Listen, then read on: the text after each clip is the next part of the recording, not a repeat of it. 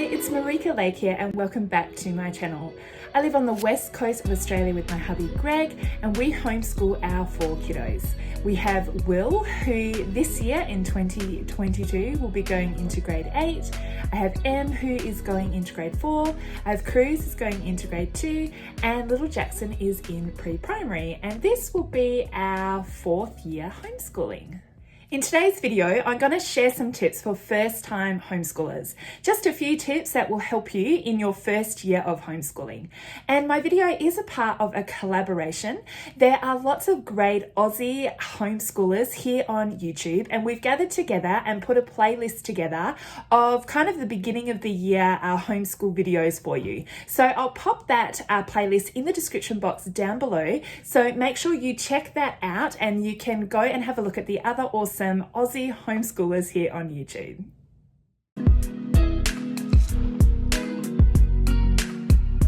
So you don't have to do all of the things in your first year of homeschooling. So what I mean about that is we often start homeschool with all of these grand ideas. We've done research, we've seen what other people are doing out there, and we get so excited and we just want to do all the things. But when you're starting out in your first year of homeschooling, it's my advice just to go slow. You don't have to do everything all at once. So my number one tip is to start definitely with a language and literacy program and a math program. Decide on those 2 programs. They're probably the most important when it comes to schooling. And then you can add other things in as you go along. So when you first start your homeschool days, you might just start out doing math and language and literacy. And then after a few weeks and you're kind of getting into the groove of things, then you can start adding some other things in. So for that first term, here in Australia, we work in 4 school terms. So in that first term, I would just start off doing math and a language and literacy every day.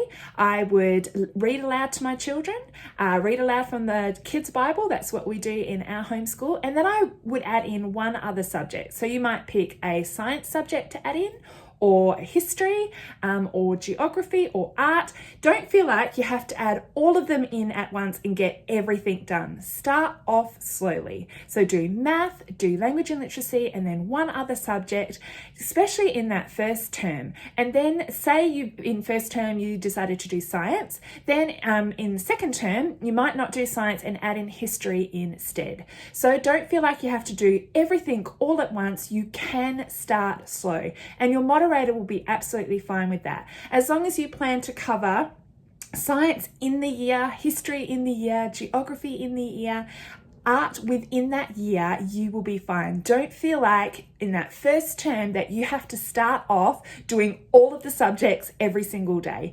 If you do want to start doing all the subjects, you don't have to do them every single day. So for example, Monday you would do math, literacy and science. Tuesday you might do math, literacy and history, and the next day math, literacy and art. And so yeah, just you don't have to do everything all at once. Start off slow.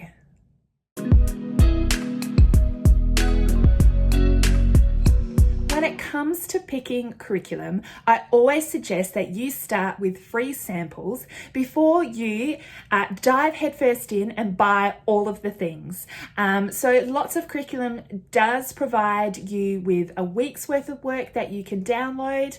I know with my curriculum that I use, which is Gather Round Homeschool, they do offer a free week's kind of a unit study. I encourage you to download anything that you find that you can find a free sample of and try it out before you start investing loads of amount of money into curriculum, because not every curriculum works for everybody. You might not like it, your child might not like it. So always look for free downloads of curriculum that you can try before you buy. There's also lots of free curriculum out there that you can start using while you're getting used to this whole homeschool world and how it works before you start investing your money in something else. else. And I do know of several different free curriculums that are available, and I'll pop links in the description box down below. So what you could do is you could start off your year with a free curriculum, even if it's for the first, say, 4 to 5 weeks, until you've really made a decision of what you would like to do and spend your money on. Or even for that first year, use that free curriculum until you decide what your style is and how your family works and how your children works. There's plenty of really great free resources out there.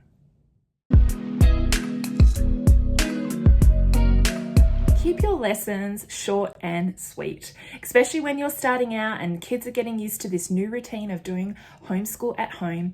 Just keep your lessons really short. For example, 20 minutes is a really great time to get some work done. So what we would do, we would sit down and for 20 minutes we would work on language and literacy, and then after 20 minutes we would stop and move on to maths. Now, if we haven't finished the lesson that we're working on in that 20 minutes, that's okay. We can stop there and pick up again the next day or the next time you want to do that in the day.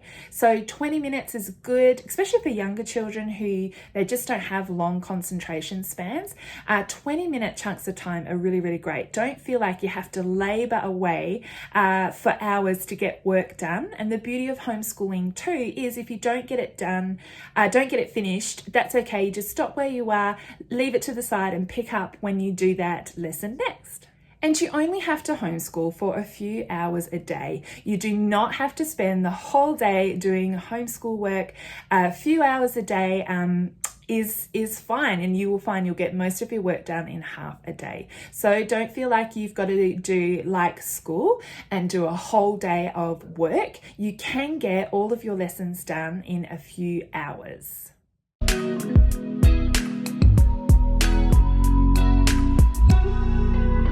Not all of your homeschool work has to fit into the couple of hours homeschool time that you've allocated per day. You can actually spread your homeschool work over the day, even into the weekends, as it just becomes a part of your life. For example, reading aloud to my children or having my children read to me doesn't have to be scheduled in the 2 to 3 hours that we do homeschool work each day.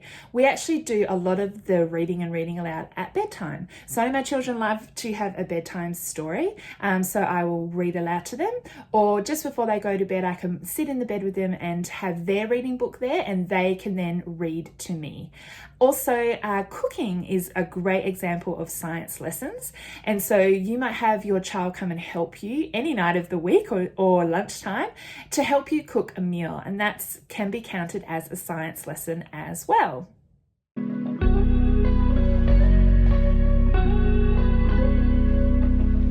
It's important to remember that it's not school at home.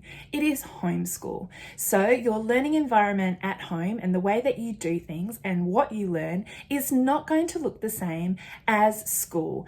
And this is really important to remember, especially if you're in the school system and you're coming out and starting homeschool. You don't have to recreate what your children are used to at school. That is not what homeschooling is about. So you do not have to have a dedicated classroom space for your children to work in with posters and sight words and all of the kind of things all over the walls. If you want to do that, that's fine, but you don't have to feel the pressure to do that. And you don't have to be doing lessons all throughout the day. As I've said before, you can just do a couple of hours of homeschool work and be done for the day. You don't have to have every single lesson covered within the school day. You can spread it over the week, over the term, over the year. It's just important to remember that this is homeschool. It's not school just doing it at home. It looks completely different. And you, as the homeschooling mama or papa, you get to decide what it is that you would love your home space to look like, what you'd love your children's education to look like, and you can set about doing that for yourself. So for me, I love doing our schoolwork all together as a family. I've got a wide ages of kids that I have. I've got high schooler all the way down to the very first time they're in school, but we still love to sit and read together, watch things together, and working on the same subjects, even though we've got such a wide variety of children. And we all gather around one large table. We don't have individual work desks like they would at school. And so it's so fun to be able to dream up what it is that you'd love your homeschool environment to look like, and you get to set about setting it out like that. And also, no one way is the right way. The way that I do my homeschool might not work for you, and you may like to have your children working on their own thing, on the computer, say, or in their own workspace. Gathering all around one table just doesn't work for you. That's okay. That's the beauty of homeschool. You as a family get to do what works for you. You don't have to fit into a system. I hope you found those tips for first-time homeschoolers helpful. If you have any questions at all, please leave a comment in the comments box down below. I love to help people out and answer their questions.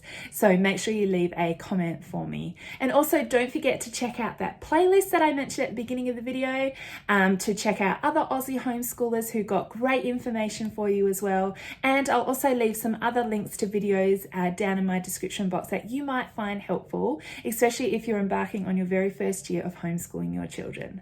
Thank you so much for watching my video today, and I'll see you next time. Bye.